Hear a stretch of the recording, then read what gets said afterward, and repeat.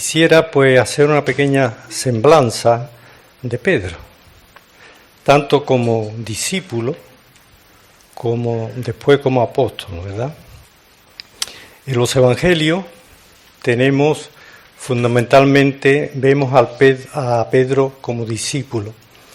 Después ya en el libro de los Hechos, las epístolas, ya lo vemos como apóstol.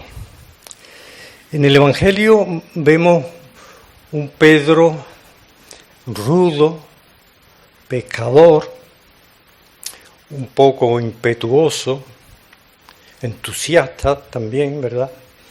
Un tanto violento. Cuando aquella noche van a prender al Señor, él saca su espada y corta la oreja del siervo del sumo sacerdote, ¿verdad? Después le vemos siguiendo al Señor cuando lo llevan hacia la casa de Caifás, y le vemos en el patio.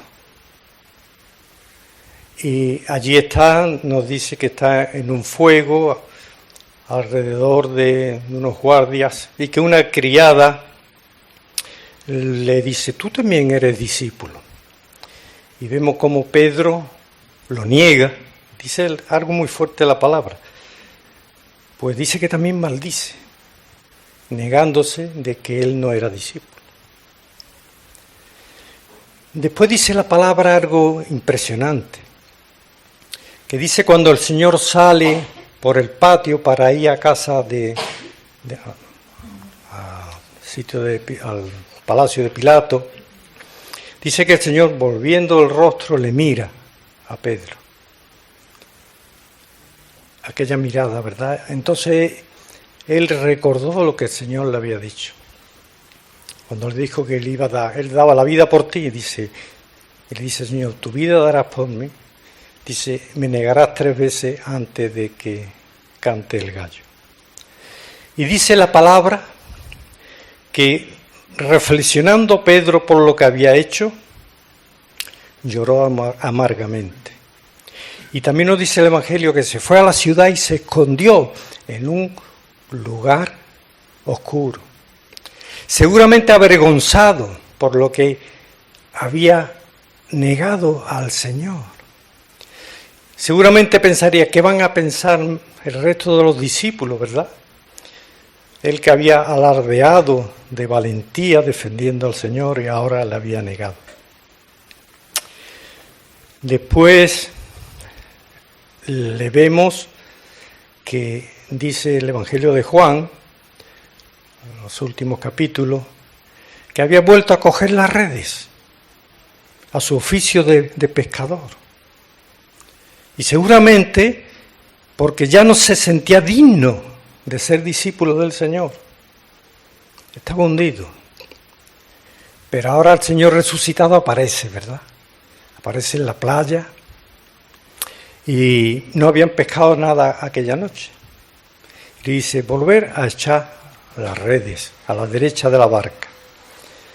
Y todos conocemos el pasaje, ¿verdad? De la pesca abundante que cogieron. Y después el Señor hace algo muy importante.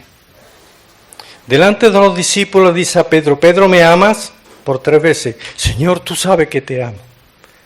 Apacienta mis corderos. Pastorea a mis ovejas. ¿Qué estaba haciendo el Señor? Le estaba restaurando delante de los demás discípulos a encomendarle de nuevo el ministerio, ¿verdad? Y él que le había negado en el patio con un fuego, ahora el Señor también en otro fuego que el Señor mismo había hecho en la playa para ofrecerle pescado, le restaura. Pero no solamente había allí un fuego físico, sino que estaba el fuego, el calor del amor y de la misericordia de Dios. ¿Y qué ocurre con Pedro? Con aquella restauración que el Señor le hace. Ahora le vemos el día de Pentecostés, ¿verdad? Predicando y convirtiéndose como 3.000 personas. Le vemos después en la puerta, en el pórtico del templo, cuando iba con el apóstol Juan, sanando a un paralítico de nacimiento. Le vemos, ¿verdad?, escribiendo estas maravillosas epístolas. Ya no era aquel hombre violento, rudo. Había sido transformado, ¿verdad? Lo más grandioso que podemos ver, yo como llevo tantos años en el Evangelio, ¿verdad?, más de 50, me maravillo cuando a veces he conocido a un hermano o una hermana y lo dejo de ver durante X años. Y después cuando lo he vuelto a conocer y he visto cómo ha sido transformado hacia la imagen del Señor, ¿verdad? Unos más, otros menos. Porque lo más valioso que tenemos es cuando el Señor nos va edificando y nos va transformando, ¿verdad? No hay nada más precioso y de mayor valor para nosotros. Pero el Señor lo hace, ¿verdad? El Señor nos restaura. Bueno, pues vamos ya a entrar en el pasaje.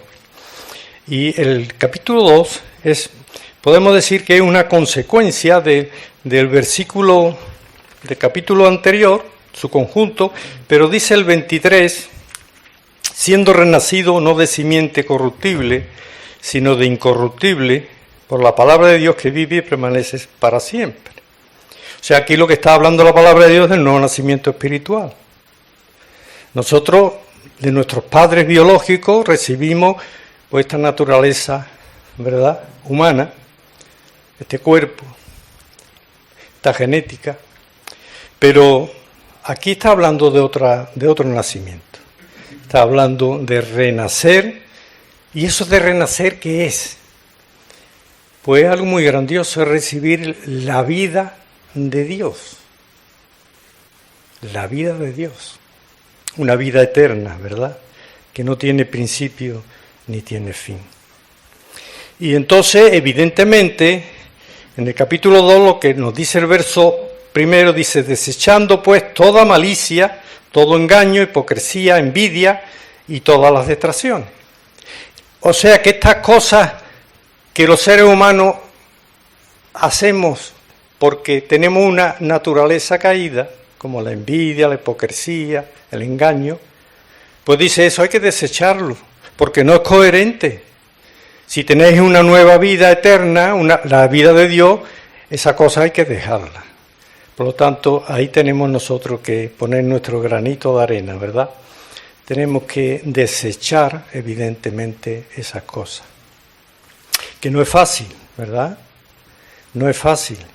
Pero mirad, hermanos y hermanas, nosotros contamos con dos cosas fundamentales para poder vivir una vida que agrade a Dios. Una cosa es la palabra de Dios, que nos guía, que nos exhorta, que nos abre y cierra puertas, que nos da sabiduría, y otra el poder del Espíritu Santo. Pero ¿qué ocurre? Que tenemos que querer ser transformados, ¿verdad? A veces decimos, Señor, cámbiame, pero lo decimos de boquilla para afuera. Y eso no vale. Tenemos que caer de rodillas delante del Señor y a veces en oración, con lágrimas, pedirle al Señor que nos transforme. Y Él lo hace. Cuando hay un deseo auténtico y verdadero. A veces tarda, ¿verdad? Pero el Señor lo hace. Y ahora continúa el verso 2 diciendo, desead como niño recién nacido la leche espiritual no adulterada, para que por ella crezcáis para salvación. Igual que un bebé necesita la leche de su madre para ir creciendo y desarrollándose, nosotros necesitamos también la palabra de Dios para poder ser transformados, para ser fortalecidos espiritualmente, ¿verdad? Para poder crecer necesitamos esa palabra de Dios no adulterada. Dice, para que crezcáis para salvación. ¿Qué quiere decir eso?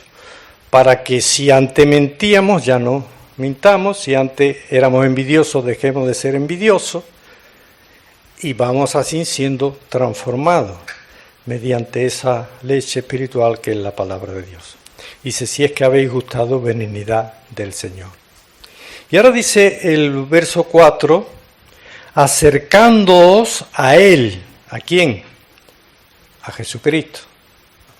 Tiene que haber un deseo nuestro, como había en María, ¿verdad? Cuando el Señor iba a visitarla, que se sentaba a los pies del Señor para escucharle. Acercándoos a piedra viva, desechada ciertamente por los hombres, mas para Dios escogida y preciosa. Aquí está hablando, ¿verdad?, de que el Señor es esa piedra viva, esa piedra espiritual, y es también la cabeza del ángulo. ¿Qué significado tiene esto? Bueno, en una pirámide, ¿verdad?, tiene 4 caras. Yo cuando estuve en Egipto lo vi, cerca del Cairo están las pirámides de Keo, Kefren y Miquerino, o sea, del abuelo, del padre y del hijo. Pues resulta que la única piedra que tiene acceso a todas las caras es la última. Las demás pues están... Y entonces Jesucristo, como cabeza de la Iglesia, es el único que está arriba y que tiene una visión completa del edificio espiritual que el Señor está creando. Ese es el simbolismo. Por eso dice, también como vosotros, dice, piedras vivas, también vosotros estáis siendo edificados como casa espiritual, como sacerdocio santo, para ofrecer sacrificios espirituales aceptables a Dios por medio de Jesucristo. En el libro de Reyes, cuando Salomón ordena construir el templo, se nos dice que las piedras del templo eran talladas en la cantera.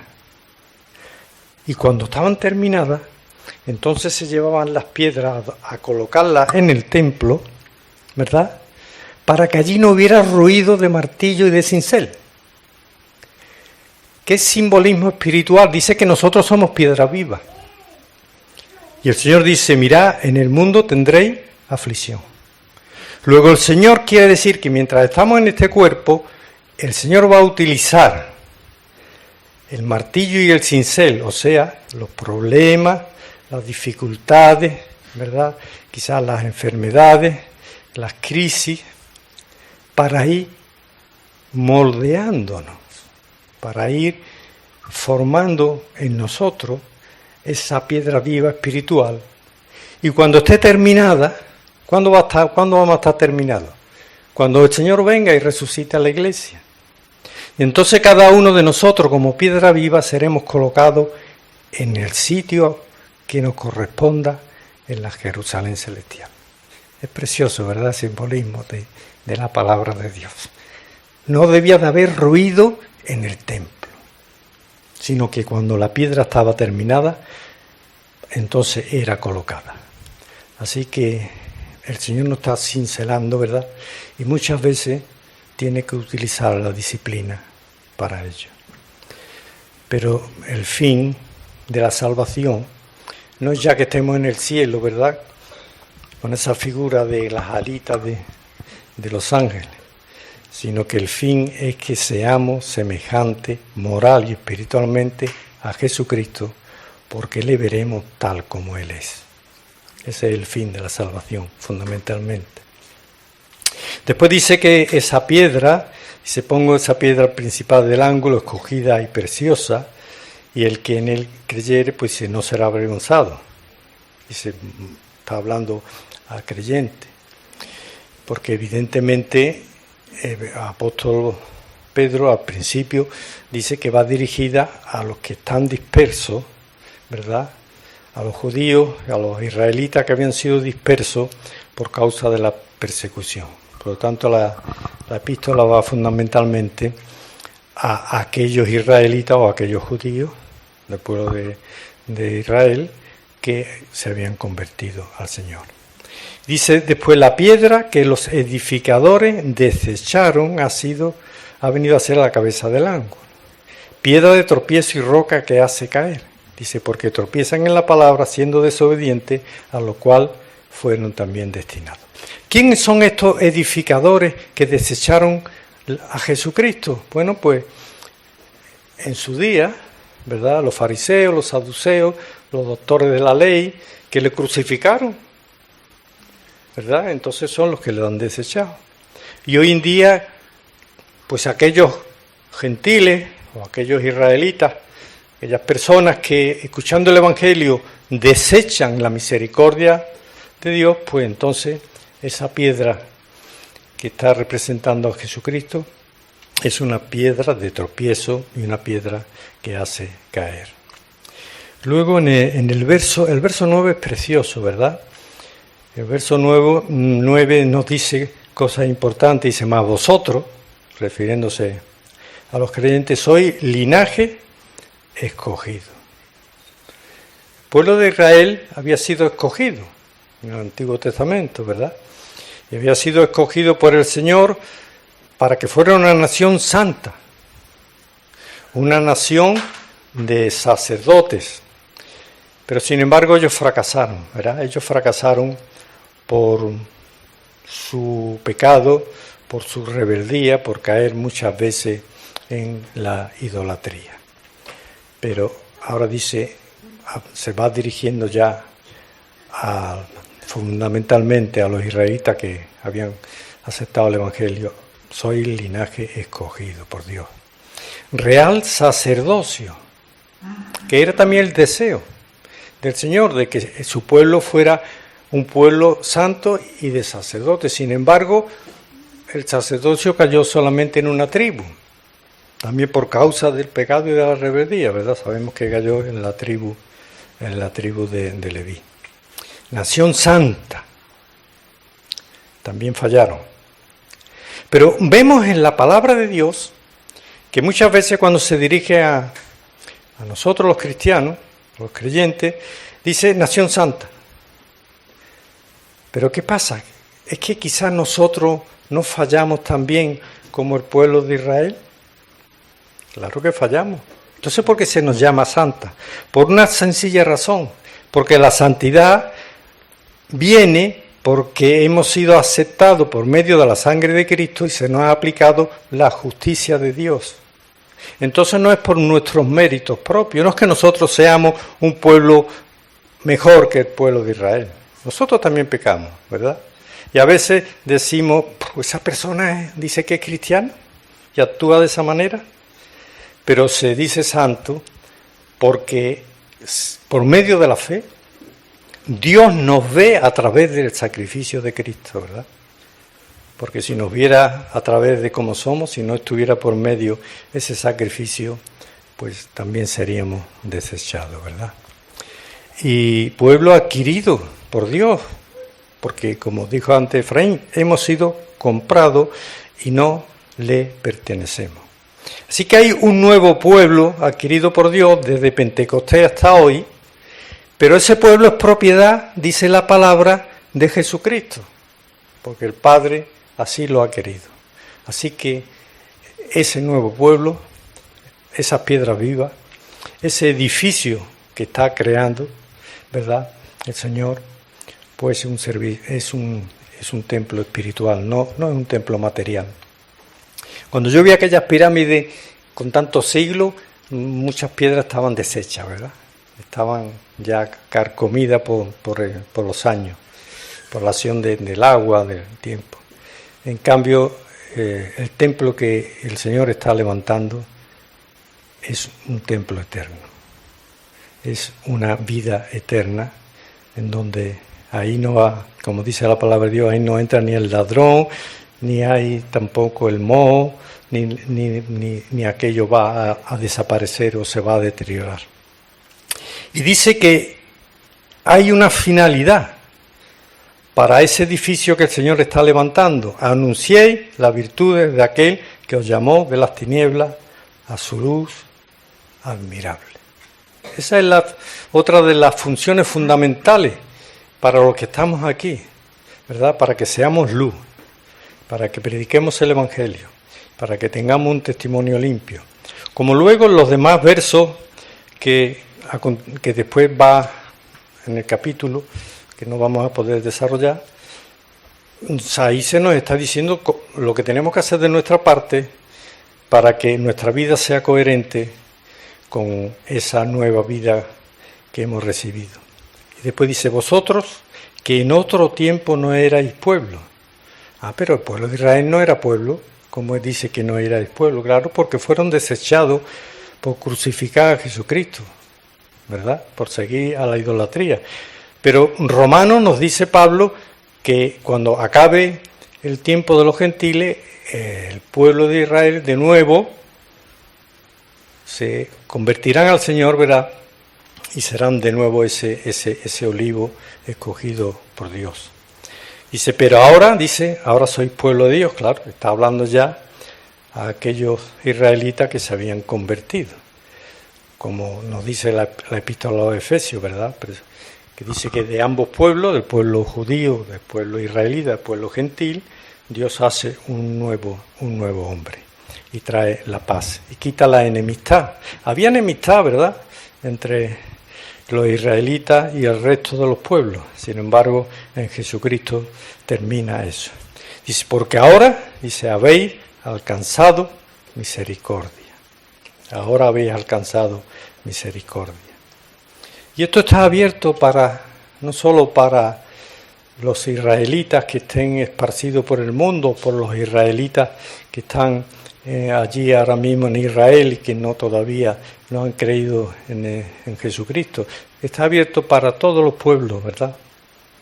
El libro de Apocalipsis nos dice que en la adoración celestial había millones de millones que nadie podía contar, de todo pueblo, lengua, raza y nación.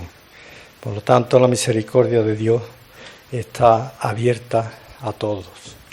Y después nos vamos ya consumiendo el tiempo.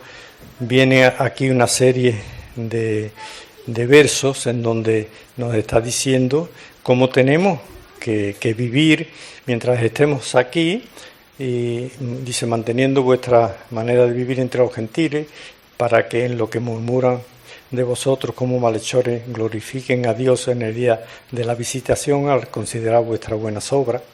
Por lo tanto, es importante, ¿verdad?, que nuestro testimonio muchas veces hace más efecto que nuestras palabras. Es terrible cuando predicamos una cosa y hacemos lo contrario. Mejor que nos callemos, porque eso destruye la fe de los demás, ¿verdad? Después dice que hay que someterse a toda institución humana, siempre y cuando las leyes de ese gobierno no vayan en contra de la palabra de Dios. Porque cuando a Pedro y a Juan lo detienen y le prohíben que prediquen el Evangelio, ellos dicen, pero es que nosotros tenemos que obedecer a Dios antes que a los hombres. Entonces nosotros como cristianos, ¿verdad?, no podemos aceptar ni colaborar con leyes que vayan en contra de la palabra de Dios. Aquí mismo en Sevilla muchos hermanos nuestros fueron quemados ahí en el Prado, precisamente porque no aceptaban, ¿verdad?, las leyes que querían imponerle los hombres. Luego eso también es algo que tenemos que tener en cuenta, ¿verdad? Como dice, pues dice como libre, pero no como los que tienen libertad como pretexto para hacer lo malo, sino como siervo de Dios. Y etcétera, etcétera, pues va exponiendo, ¿verdad?, más cosas. Pues dice en el verso 20, ¿qué gloria es si pecando sois abofeteados y lo soportáis? Dice, más si haciendo lo bueno sufrís y lo soportáis, esto ciertamente es aprobado delante de Dios. Claro, si sufrimos como malhechores, pues es justo, ¿verdad?, que la justicia tiene que hacerlo, pero si sufrimos por ser cristianos, eso lo que está haciendo es que estamos glorificando al Señor.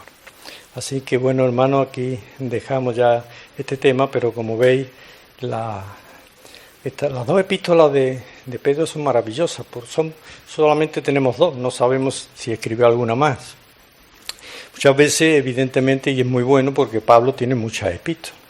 Muchas veces insistimos mucho porque tiene muchísima enseñanza y muchísimas epístolas más extensas. Pero no dejemos de considerar esta preciosa epístola, ¿verdad?, de Pedro, que tiene, sobre todo también el capítulo 1, tiene una enseñanza impresionante. Así que bueno, pues hasta aquí la palabra de Dios en esta mañana. Y quisiera terminar diciendo que de todas las cosas que podemos adquirir en este mundo, lo más precioso es la transformación espiritual que el Señor puede realizar en cada uno de nosotros. A Él sea la gloria.